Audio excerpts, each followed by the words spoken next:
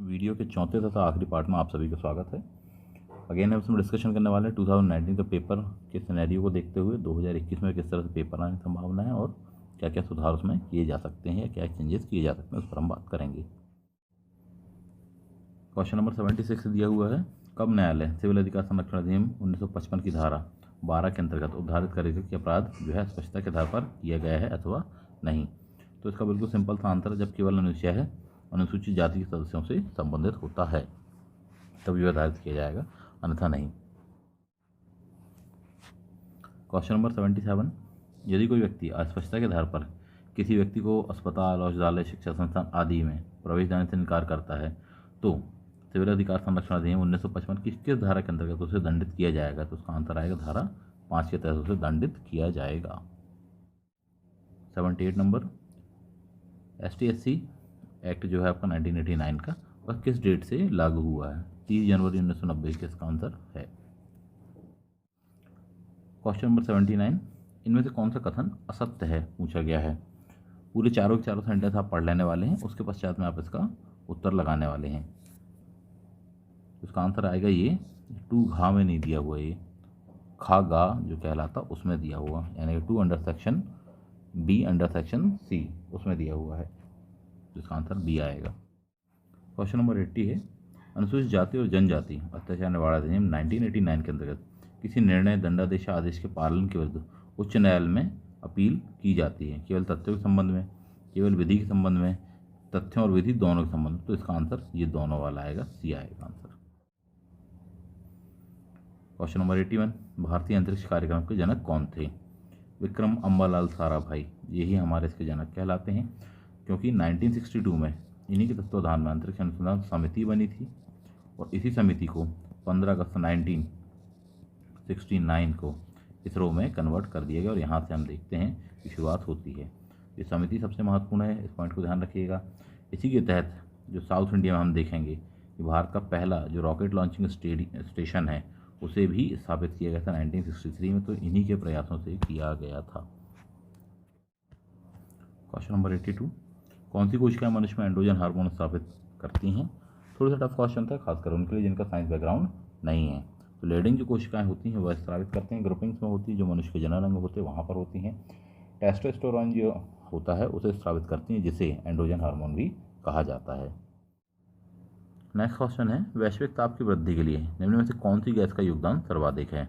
Carbon dioxide, chlorofluoro, nitrous oxide या methane का। तो सिंपल सा आंसर आएगा कार्बन डाइऑक्साइड। क्वेश्चन नंबर 84, मानव शरीर में किस तत्व का प्रतिशत सर्वाधिक होता है। हाइड्रोजन, नाइट्रोजन, कार्बन और ऑक्सीजन का। तो ध्यान देने वाली बात है, सबसे ज़्यादा होता है ऑक्सीजन का, समथिंग 65% होता है। कार्बन का होता है लगभग 18 से 20%, आप 18% एग्जैक्टली उसको चाहें तो देख सकते हैं, उसका प्रतिशत इतना होता है। तो इसका जो आंसर बनेगा वह ऑक्सीजन कहलाएगा। क्वेश्चन नंबर 85, अफीम किस श्रेणी की दवा के अंतर्गत आता है। सिंपल सा आंसर था अवसादकारी जो दवा कहलाती है, डिप्रेसेंट करके हम इसको बोलते हैं, उस कैटेगरी के अंतर्गत ही आता है। साइंस को काफ़ी डिटेल में पूछा गया और काफ़ी डेप्थ में पूछा गया। इस बात को समझिए, इसका मतलब 2021 में भी आपको इसको काफ़ी डेप्थ में उसके जितने भी व्यवहारिक फॉर्म है वो तैयार रखना पड़ेगा। और वैसे भी अफीम और गांजा मध्य प्रदेश में सर्वाधिक उपज होती है इस चीज़ की, तो इससे संबंधित जितनी भी चीज़ें होने वाली हैं उनको तैयार रखना ही चाहिए। वहीं से कोरिलेट करके MPPSC में इस क्वेश्चन को पूछा गया था।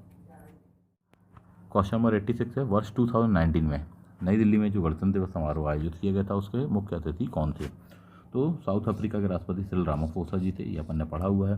अभी 2021 में भी जो मुख्य अतिथि आने वाले थे उन्होंने आना कैंसिल कर दिया, तो ये थोड़ा सा चर्चा का विषय रहा है। एक बार आप चाहें तो उसे भी देख सकते हैं, 2021 के पेपर में शायद आपसे पूछ लिया जाए। क्वेश्चन नंबर 87, वर्ष 2015 में इंदौर में आयोजित तीसरे अंतर्राष्ट्रीय धर्म संगोष्ठी के विशिष्ट अतिथि कौन थे। पहली बात तो इंदौर में हुआ, यानी कि MP में हुआ है, उससे संबंधित पूछे जाना ही था। हालांकि थोड़ा सा पुराना पूछ लिया, 2015 का आपसे इस बारे में पूछ लिया हुआ है, फिर भी उसको तैयार रखना चाहिए हमको। इसका आंसर था श्री ल्योम्पो दामचो दोरजी फ्रॉम भूटान। इस तरीके से यदि आप देखें कि कम से कम 4 साल 5 साल पुराना करंट आपसे पूछा गया, तो आने वाले समय में भी ऐसी ही अनेक संभावनाएं बनती हैं। यानी मध्य प्रदेश में जितने भी इंटरनेशनल लेवल के कॉन्फ्रेंस हुए हैं उनको आपको तैयार रखना पड़ेगा। क्वेश्चन नंबर 88 है, 2018 में भारत सरकार द्वारा विश्व की सबसे बड़ी स्वास्थ्य योजना। सिंपल सा क्वेश्चन था करंट अफेयर्स का, आयुष्मान भारत प्रधानमंत्री जन आरोग्य योजना को कहा जाता है। क्वेश्चन नंबर 89, मुख्यमंत्री कन्यादान योजना की जो राशि वर्ष 2019 में बढ़ाई गई है, बढ़ाकर कितनी कर दी गई है? This is answer 51,000 rupees. MP का स्पेशल करंट पूछा है, आगे भी संभावना इस बात की बनती है। क्वेश्चन नंबर 90, ईयर 2019 में किस भारतीय लघु फिल्म ने ऑस्कर अवार्ड प्राप्त किया था? This is your answer, period end of sentence.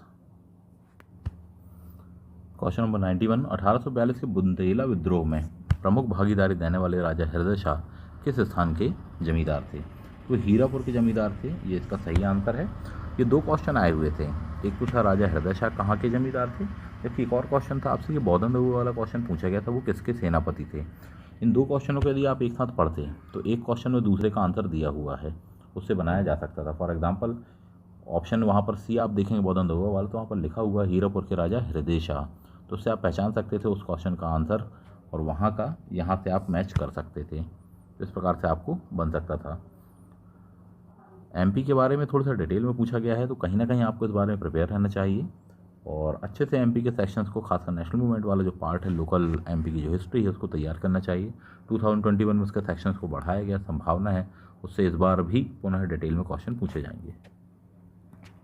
Bundela विद्रोह वैसे ही मध्य प्रदेश के लिए स्पेशल कहलाता है। बुंदेला विद्रोह से पूर्व में भी बहुत बार क्वेश्चन आया हुआ है। 1842 का बुंदेला विद्रोह तो बहुत खास है, इसको आप अलग से तैयार कर लीजिएगा, इससे क्वेश्चन आएगा। क्वेश्चन नंबर 92, ब्रिटिश भारत में सांप्रदायिक प्रतिनिधित्व की व्यवस्था किस अधिनियम के द्वारा की गई थी? मार्लियामेंटो सुधार या बिगाड़ के नाम से इसको जाना जाता है। 1909 का यह अधिनियम कहलाता है। इसके तहत यहाँ पर सांप्रदायिक निर्वाचन वगैरह की व्यवस्था की गई थी। 1906 में हम देखेंगे मुस्लिम लीग बनती है और उसके पश्चात में ही इस व्यवस्था को लाया जाता है। क्वेश्चन नंबर 93, 1857 के प्रथम स्वतंत्रता संग्राम में भोपाल के किस वीर ने बहादुरीपूर्ण मुख्य संघर्ष कर बलिदान दिया था? सिंपल सा आंसर है फाजिल मोहम्मद खान और आदिल मोहम्मद खान। ये दोनों लोगों का भोपाल के बारे में हम पढ़ते हैं, काफ़ी खास उनका योगदान था, अपनी शहादत उन्होंने दी थी।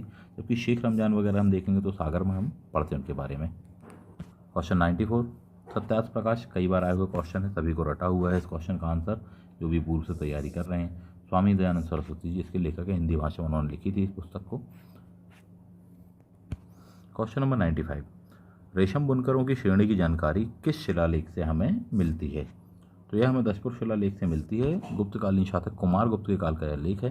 पता चलता है कि लाट प्रदेश के जो बुनकर वगैरह थे वहाँ से वह क्षेत्र छोड़कर यहाँ की ओर आ गए थे, तो वहाँ से हमें इसकी जानकारी मिलती है। पूर्व में भी कई बार आया हुआ क्वेश्चन है ये। क्वेश्चन नंबर 96 है, कौन से जलप्रपात नर्मदा नदी पर नहीं है? तो अगेन ये नहीं वाला क्वेश्चन है। कपिल धारा नर्मदा नदी पर है। भालकुंड जो है यह बीना नदी पर, सागर के पास में जो है उस पर है, जो कि बेतवा की भी सहायक नदी कहलाती है। दुग्ध धारा भी नर्मदा नदी पर है और भेड़ाघाट तो प्रसिद्ध है ही। तो इस प्रकार से इसका आंसर क्या आएगा? नर्मदा नदी पर स्थित नहीं है, that is Bhalkund. Question number 97, कौन सा राष्ट्रीय राजमार्ग मध्य प्रदेश से नहीं गुजरता? जो ओल्ड राष्ट्रीय राजमार्ग है उनके बारे में पूछा गया है, नेशनल हाईवेज के बारे में। 3 नंबर गुजरता है, काफ़ी सबसे बड़ा कहलाता है। नेशनल हाईवे 12 भी जबलपुर भोपाल होते हुए देखेंगे जयपुर जाता था। NH7 के बारे में यदि हम बात करें तो यह भी गुजरता है। NH8 नहीं गुजरता है, दिल्ली से होते हुए यह राजस्थान होते हुए गुजरात की ओर जाता है और वहाँ से मुंबई, तो ये नहीं गुजरता। तो इसका आंसर क्या आएगा? D, NH8। क्वेश्चन नंबर 98 है, सूची 1 को सूची 2 के साथ में मिलाइए। प्राकृतिक आपदाएं दी हैं जबकि उनके प्रभावित क्षेत्र दिए हुए हैं, इनको मैच करके देखते हैं। बाढ़, भूकंप, सूखा, सुनामी, ठीक। जबकि प्रभावित क्षेत्रों के नाम क्या दिए हैं? हिमालय क्षेत्र, उत्तर प्रदेश, बिहार, जबकि पश्चिम और मध्य भारत का क्षेत्र और भारत का दक्षिणी तटीय क्षेत्र। तो इनमें सबसे पहले आसान वाला मिलाओ। सुनामी जो होने वाली है वो कोस्टल एरिया पर ही आएगी, तो तटीय क्षेत्र इसका आंसर होने वाला है। भूकंप के बारे में आपको पता ही होगा कि भारत में 2 ही सबसे खास भूकंप के लिए सबसे खतरनाक जोन कहलाते हैं, बिल्कुल टॉप जोन में आते हैं। एक कहलाता है भूकंप का हिमालय वाला क्षेत्र, जबकि दूसरा कहलाता है गुजरात का, जहाँ पर अल्लाह बंड है या अल्लाह का बांध जिसे कहा जाता है वो क्षेत्र। तो सर्वाधिक प्रभावित क्षेत्र ये 2 ही हैं, हिमालय प्लस गुजरात का क्षेत्र। तो ये 2 हमको मिल गए। इसके बाद में बचता सूखा और बाढ़। तो ये बात हमको पता है कि कोसी नदी कहीं बिहार का शोक और ये सब हमने बहुत बार पढ़ा हुआ है।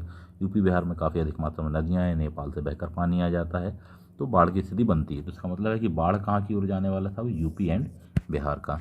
जबकि बचा आखिरी का सूखा, सूखा पड़ता है मध्य भारत व पश्चिम भारत में। इसमें एक चीज़ और बताना चाहूँगा कि जो 1866-1867 में सूखा पड़ा था, अकाल पड़ा था, वो संपूर्ण भारतीय इतिहास का सबसे भीषण अकाल कहलाता और वो मध्य भारत में यानी कि आज के वर्तमान मध्य प्रदेश में पड़ा हुआ था। तो उससे क्वेश्चन भी कभी को पूछा जा सकता है, उसके लिए थोड़ी सा प्रिपेयर रहिए आप। चलिए तो इस पर हम बात करते हैं। तो ये हमने सही जोड़ी बनाई है। सीधी सी बात है कि 1 2 3 4 में हम देखें तो 1 का क्या जाने वाला है आपका 1 का, रोमन वाला 2 हम लगाएंगे। फिर उसके पश्चात में भूकंप का क्या आएगा 1 आएगा, सूखे का क्या लगाएंगे 3 ही आएगा, जबकि सुनामी का 4 आने वाला है। इस प्रकार से हमको आंसर क्या ढूंढना है 2 1 3 4 ढूंढना है। यहाँ पर कहाँ दिया हुआ 2 1 3 4, तो ये दिया है 2 1 3 4। इस प्रकार से आपका आंसर क्या होगा ए हो जाने वाला है। क्वेश्चन नंबर 99, कौन सा समूहन सही नहीं, यानी कौन सी जो जोड़ी मिलाई गई है वह सही नहीं मिलाई गई है। अगुलहास बेसिन हिंद महासागर में है, यस है। वेल्विस कटक अंध महासागर यानी अटलांटिक ओशन, यस। कोको कटक है प्रशांत में, यस, ये वाली बात सही है। टेलीग्राफ का जो पठार है वह हिंद महासागर में है, नहीं, वह हिंद महासागर में नहीं है बल्कि अटलांटिक ओशियन में है। इस पॉइंट को ध्यान रखिएगा। टेलीग्राफ पठार हालांकि इस नाम से आपको डायरेक्टली पढ़ने के लिए नहीं मिलता, बहुत टफ क्वेश्चन हो गया था अनेक विद्यार्थियों के लिए। इसके बारे में थोड़ी सी जानकारी रखिए, आने वाले समय में आएगा। टेलीग्राफ पठार एक्चुअली क्या है कि कटक है, जैसे आप इंग्लिश में रिज भी कहते हैं, ठीक। दुनिया का सबसे बड़ा जो रिज है वह यही कहलाता है अटलांटिक ओशियन का रिज। बिल्कुल नॉर्थ से लेकर साउथ अटलांटिक तक ये आपको देखने के लिए मिल जाता है।